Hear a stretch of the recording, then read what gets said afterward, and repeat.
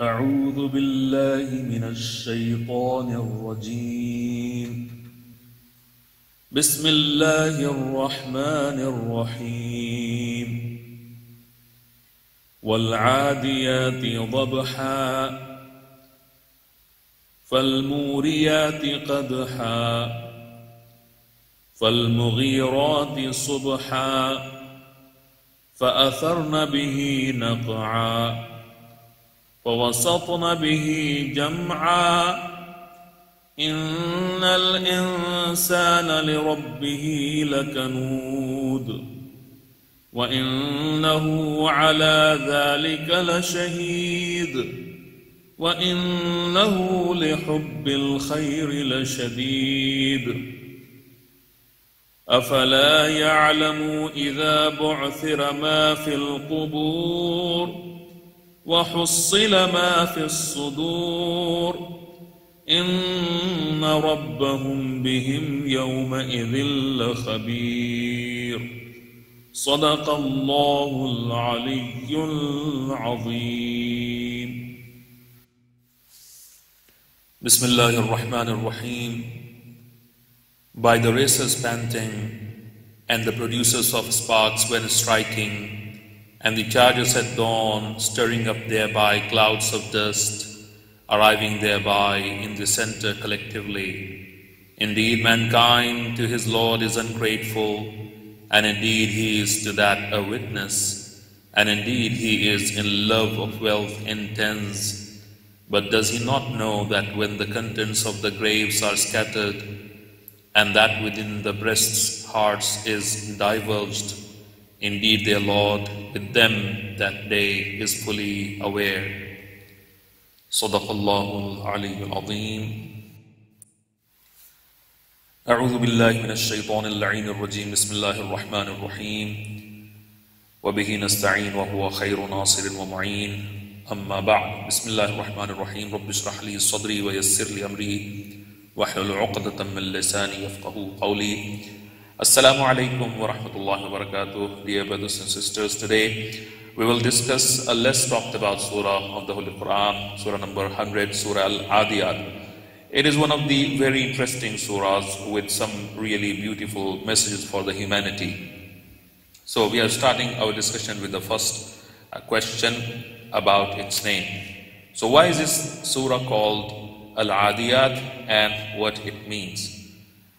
As we know, all the surahs of the Qur'an are named after some important word or important theme or a story, etc. found in them. And this surah is no different. It is named after the very first word found in it.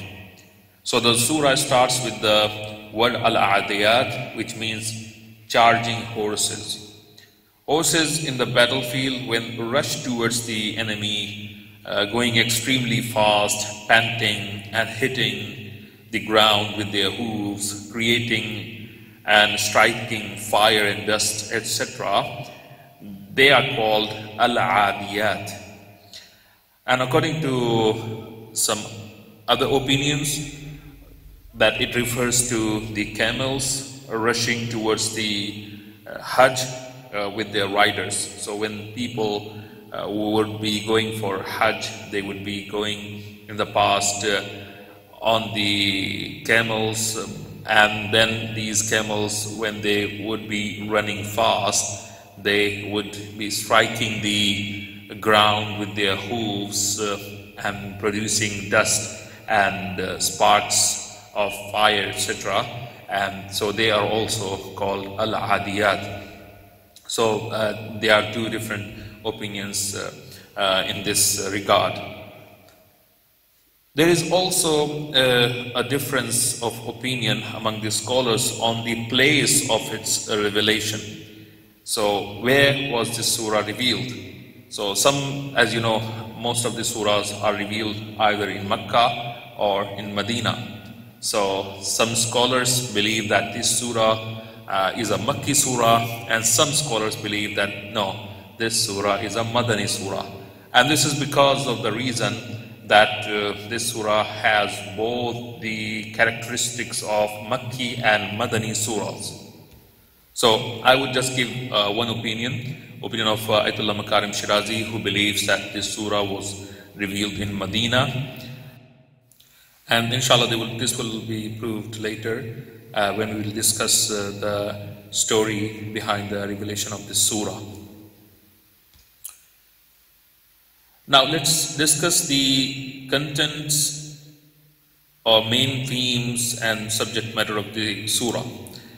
So overall, if you look at it, this surah refers to a message for those who are believers, that they should be very serious about working towards their Lord, just like Imam Ali alayhi salam, who did his best for Allah subhanahu wa ta'ala and his religion, Allah's religion. And so people should strive very hard in the way of Allah subhanahu wa ta'ala, and they should always remember the favors of Allah subhanahu wa ta'ala, and they should be grateful to Allah subhanahu wa ta'ala, and they should not be niggardly, which means they should not be miserly and not withhold any wealth or money when it comes to serving Allah subhanahu wa ta'ala and helping others, etc. And that's what we will see in the coming ayat of the surah. It is also in a way referring to the horses that are very, very grateful and very faithful to their owners. So men have also a lesson here that they should be faithful to their owner and master, that is Allah subhanahu wa ta'ala. And so if we read the surah, its translation, we would be able to understand what Allah subhanahu wa ta'ala is saying in the surah. So just for our understanding, first 5 ayat of the surah consist of an oath or qasam, and as a metaphor enforcing the lesson that we talked about. And they describe a scene of horses charging, panting, producing sparks by their hooves, raiding at the time of dawn, stirring up the cloud of dust and arriving gathering. So this was ayah number 1 to 5. Now in ayah number 6 to 8, Allah subhanahu wa ta'ala says that man is ungrateful to his Lord, and he himself is a witness to it, and he is immoderate in love of worldly good, which means man loves the world excessively, which makes him miserly, greedy, and ungrateful to his own detriment. The last 3 ayat conclude the surah with a rhetorical question that does the man not know about the time when contents of the graves will be resurrected, and that which is in the man's heart shall be brought to light? On that day, Allah subhanahu wa ta'ala will show that He has always been fully aware of them. So this was the subject matter of this surah. Now let's briefly look at the merits of reciting this surah also. Personally, I think this is one of the surahs that we should memorize and read as often as we can, because of the great rewards that are associated with the reciting of this surah. So for example, it is narrated from the Prophet of Allah subhanahu wa ta'ala that whoever recites it should be rewarded 10 rewards for each one of the Hajj pilgrims who stay the night of Eid al-Adha in Muzdalifah. And there is a very special reward which the followers and lovers of Imam Ali alayhi salam would love to hear. Imam Jafar Sadiq alayhi salam has said, whoever recites the Surah Aadiyat and makes a habit of reciting it, Allah subhanahu wa ta'ala will resurrect him to accompany Imam Ali alayhi salam on the day of judgment. And he will be among the Imam Ali alayhi salam's companions and friends. One more important thing, it is also recommended to be recited in the second rakat of Namaz-e-Jafar Tayyar after Surah Al-Hamd. So this surah is very important in this regard, and whoever loves Imam alayhi salam, and we all love Alhamdulillah Imam Ali alayhi salam. So if we love Imam Ali alayhi salam, we should memorize this surah, learn the meaning of this surah, and try to take the lesson which is associated with Imam Ali alayhi salam in this surah, and then inshallah when we would be resurrected on the day of judgment, we would be with the Imam alayhi salam, in the company of Imam alayhi salam. Now we have come to the point where we discuss why this surah was revealed and what is the background story of its revelation. And this is also the main point of this surah. So we will discuss it through a narration of Imam Jafar as-Sadiq alayhi salam. And he says that the tribes of Bani Salim collected a huge force to make a sudden and a very heavy attack on Medina to kill the Muslims and to arrest the Holy Prophet sallallahu alaihi wasallam and then to torture him. So on receiving the news of this gathering of the enemy forces, the Prophet sallallahu alaihi wasallam sent an army under one of his companions. Unfortunately, this companion of the Prophet ran away from the battlefield, and because of which Mu'mineen and Muslims were defeated and they had to suffer heavy losses. And so the Prophet ﷺ asked another companion.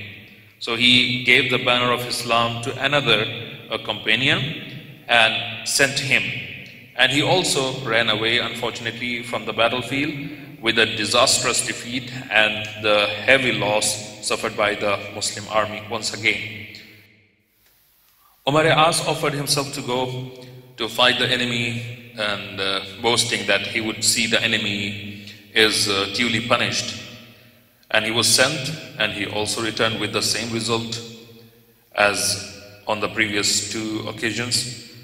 At last the Holy Prophet sallallahu alaihi wasallam called Imam Ali alayhi salam and handed over the banner of Islam to him, and placing the defeated companions under him, dispatched him to meet the enemy himself, accompanying Ali alayhi salam up to the mosque or masjid of Ahzab outside Medina. The army marched at night and kept itself concealed at day, and thus he reached the place and made a sudden attack on the enemy's forces at the early hours of the dawn and won an easy victory. Most of the enemy's men were killed and enemy's forces were defeated, and those remaining, Ali alayhi salam put them in chains and brought them to the Holy Prophet sallallahu alaihi wasallam in Medina. When the news of the victorious Imam Ali alayhi salam approached Medina, the Holy Prophet sallallahu alaihi wasallam went out of the city to receive Imam Ali alayhi salam and victorious soldiers of Islam. And kissing Imam Ali salam's forehead, the Prophet sallallahu alaihi wasallam said, "O Ali, if there had not been a risk of people misled to raise you to the position as the Christians have done in the case of Jesus Isa alayhi salam, I would have disclosed certain things about you, after which people would have sought the dust under your feet to get the cure for their ailments." So even before the Prophet ﷺ could return to Medina, Hazrat Jibreel alayhi salam came down with this surah. So the first 5 ayat of the surah refer to this event, and this is why this surah takes its name from this incident. And this battle was called Battle of Zatus Salasil. Salasil means the chains. Now we would look at another ayah of this surah, and it is Innal insana li rabbihi lakanood, which means verily man unto his Lord is ungrateful, which means people human beings are ungrateful to Allah subhanahu wa ta'ala. After all what He gave to the human beings, actually He has given the human beings a control of this world. So many things are in the control of human beings who can do things that other animals can't do, because of the one very beautiful and most important ni'mat that Allah subhanahu wa ta'ala gave to human beings, and that is the aql. And because of the aql, human beings can do things that other creations of Allah subhanahu wa ta'ala cannot do. And so Allah subhanahu wa ta'ala says that instead of being grateful to Allah subhanahu wa ta'ala for this ni'mat, and instead of using this ni'mat of intellect and so on, he should have acquired the ma'rifat or recognition of his creator. Human being unfortunately became an ungrateful being, ungrateful creation of Allah subhanahu wa ta'ala. And instead of loving Allah subhanahu wa ta'ala, he actually started loving the wealth and the things of this world. So the Holy Prophet sallallahu alaihi wasallam has given us the meaning of the word lakanood. Innal insana li rabbihi lakanood. So when he was asked what kanood is, he said kanood is the one who eats alone and obstructs others receiving anything from anybody. So this person is so selfish that not only does he not give charity or sadaqah or anything to others, but also he prevents others from spending anything in charity or spending anything on others. And Allah subhanahu wa ta'ala is reminding such people, and all of us actually, that أَفَلَا يَعْلَمُ إِذَا بُعْثِرَ مَا فِي الْقُبُورِ. Does he not know that there would be a time, there would be a day when Allah subhanahu wa ta'ala would bring everybody back to life, and then he would be questioned, and Allah subhanahu wa ta'ala would divulge all the things which a person would be hiding in his hearts. So nothing would be hidden on the day of judgment. And inna rabbahum bihim yawma idhin la khabir. So verily their Lord, that day concerning them will be fully aware. So Allah subhanahu wa ta'ala would know. He already knows everything. And Allah subhanahu wa ta'ala says He does not need any witnesses also. So nobody would be able to deny anything on the day of judgment, because Allah subhanahu wa ta'ala would make the person himself a witness, a shaheed. So the person would be a shaheed. He would be a witness himself on the day of judgment.